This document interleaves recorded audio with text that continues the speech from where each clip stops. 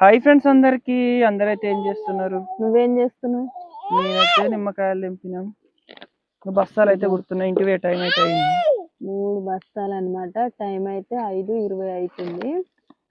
ఈ బస్తాలు కుట్టి సామాన్ అంతా చదురుకొని బర్రెలను కట్టేసి ఇక దగ్గర బయలుదేరేసరికి 6 అవుతుంది అనమాట. టైం అయితే చిట్టమ్మ నువ్వు బస్తాలకే కాయ తీస్తే మరి తక్కువ కావా కాయలు? చిట్టి హాయ్ చెప్పు.